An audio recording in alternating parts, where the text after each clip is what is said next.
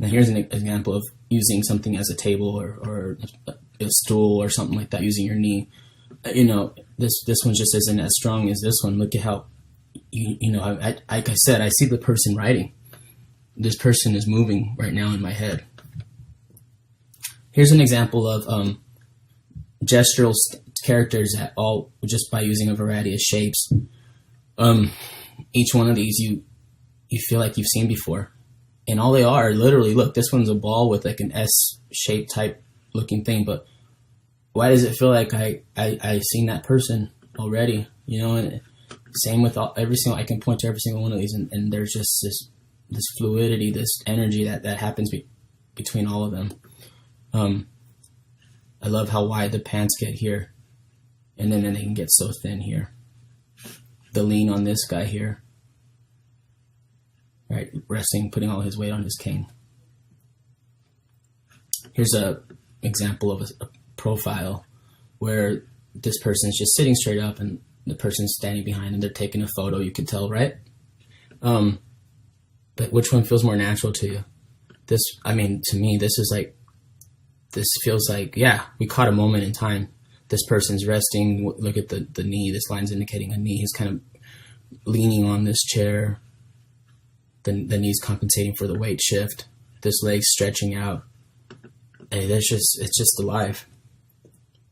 Here's some action poses. These are more like extreme actions, but they're also great examples of quick gestures and how loose they should be.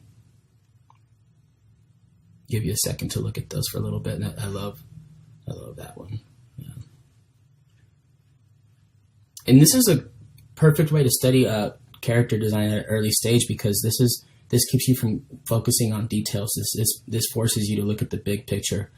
These drawings can be literally, imagine this being an 8.5 by 11 sheet. That's how big these drawings could be. It could be that small. They don't need to be these huge giant things. They just need to be a study, something to figure out. And when you're doing gesture drawing, don't worry about it if the drawing's not looking really pretty. Like that's not the point at this phase. The point is to capture the energy, to capture the pose, the staging, the clarity. That is the primary concern when you're doing gesture drawing. And it's not about making pretty drawings. That'll come later. That's something that you're going to be able to work at and have more time to develop later. Because if this gesture is correct, that pretty drawing is going to be 10 times better. Another example of weight shifting. Look at that. Look at this straight line, the knee bend. Here it's like it just lacks life on this side. And then this one as well versus this one. It's just, I love this. The flow, the essence of it. It has such a nice quality.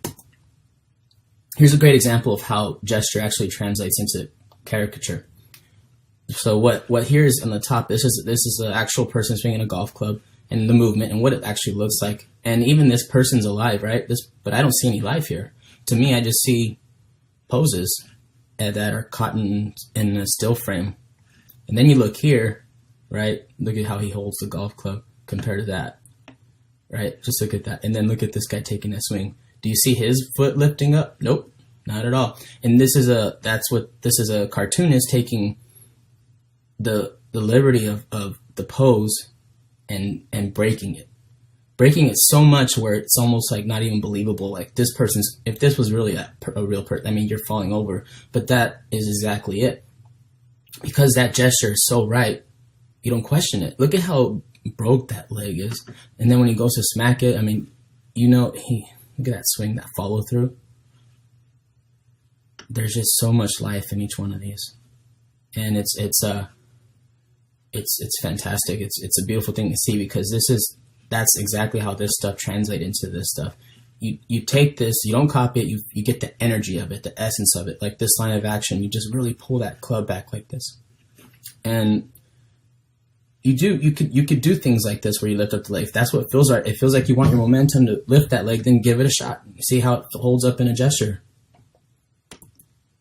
And more examples of how they translate to cartoons. These are all very, recognizable characters, and you can see how these gestures relate exactly to the characters. And Geppetto and the way he hunches over here. Even Baloo, like a ballerina, are showing a ballerina next to him, or Mickey. These are just great gesture drawings. It's one of my favorite characters. I love this guy.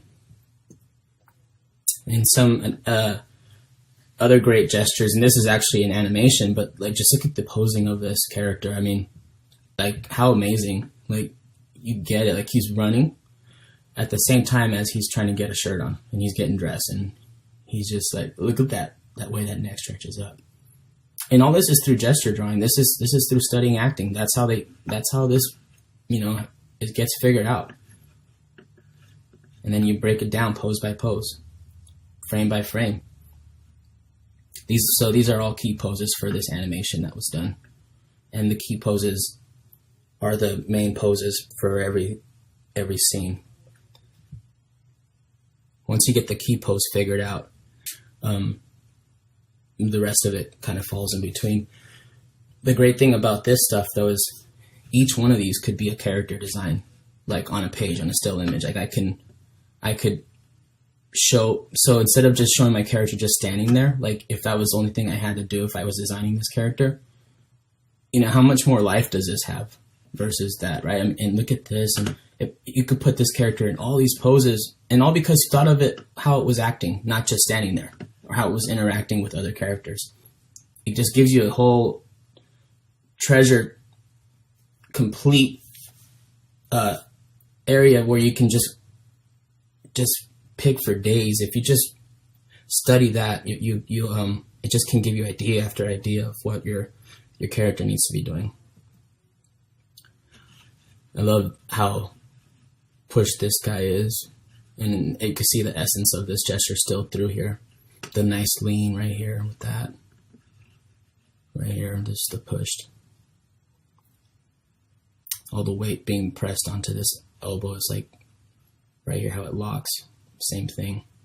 So you see how they translate, and this guy looks nothing like this guy, right? I mean, but it's still relevant. It's still the exact same skeleton. It's the same structure underneath that helps figure this part out.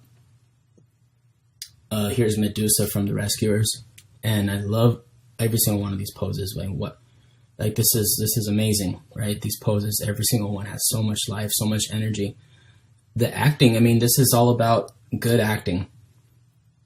And then the artistry comes out, the draftsmanship, that part plays second hand to this. This is all about, the core of this is acting.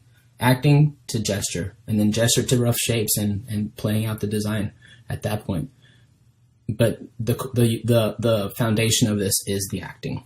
Without the acting, this wouldn't be strong at all. This would just be pretty shapes. Just look at these and enjoy them for a little bit. I just love the overlap. See how short this space and long it gets at the same time. Like I can only imagine like how much fun this must have been to figure out, right? Like the energy in these drawings are just beautiful. So an original character design approach. Okay, so here's my approach. So I just gave you guys a little talk about gesture, and we've talked a little bit about shape and reference and all that stuff. So now what I want to talk about is, my design approach and the way that I approach character design at Pixar, at Disney, or wherever it may be. We'll get a story, right? It's a script. Sometimes it's in storyboard form, and sometimes it's not. Depends on how early on the film you're coming onto it. If I get on the film early, then it could, at that point, it might just be a description from a director. He's this kind of person, so think about it and just have some fun. Or it could be something way more figured out where they already have storyboards. There's already been some designs done. A director's already liking a certain direction. You're kind of just brought on to help take it even further. So anyways, the first thing that we do is read the story. And then I read it again, and I take notes the second time, because the first time I just want to feel the story. I don't want to just worry about taking notes right away. I'll take it in, and then I'll just a little bit at a time. The next time around, let that soak in for a little bit, and then I will take some notes about character moments. I'll take notes on what type of character that person is, how they act, and if there's any character descriptions, then I'll write those down as well. And that's where I analyze the character description, and you observe, story moments. Observe the moments between the two characters. That's what I'm mostly looking for, is how does that character interact with other characters? Because that gives me a great idea of where to begin gathering reference and stuff like that. So you start to gather reference based on those descriptions. You look for gestures that best describe that character amongst each other, right? The way they're interacting, the way that they're playing out the scenes. And then I look for specific qualities. Like I said, if there's any character descriptions, I'll look for that stuff.